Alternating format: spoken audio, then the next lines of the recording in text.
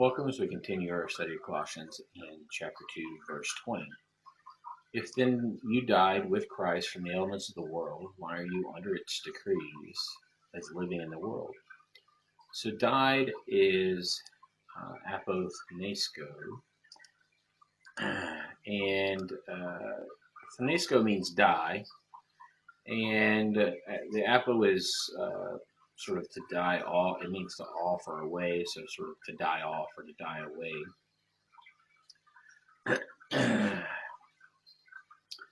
And then elements is stoichion, and so the root here is the same from which we get stoichiometry, and so it really is sort of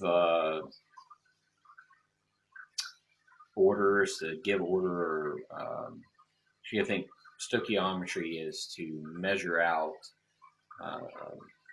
the elements that go into chemical in the proper amount and order. So this really is talking about the sort of fundamental elements that are at the basis of something. So for this instance, it's the world, as in not the church.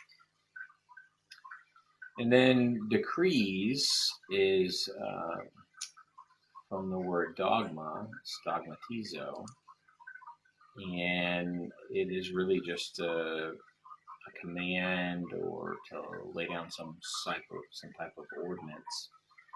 So, or to be under those ordinances here.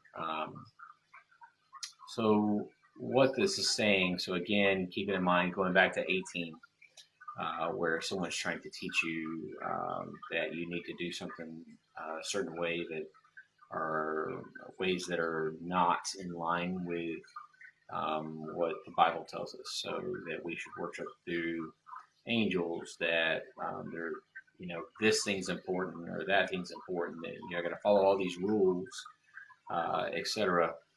And so those rules were put in place before Christ's death and resurrection. And it says that his death and resurrection, that he made the law omit. So not just the Mosaic law, but really all laws. They don't matter. His is the new law is the only thing that matters. And that new law is that we have died with him and that we are resurrected with him. And that we are saved by his grace and his love and mercy. And so, why continue to live under those other ordinances? They no longer apply to you. Rather, the only law that applies to you is that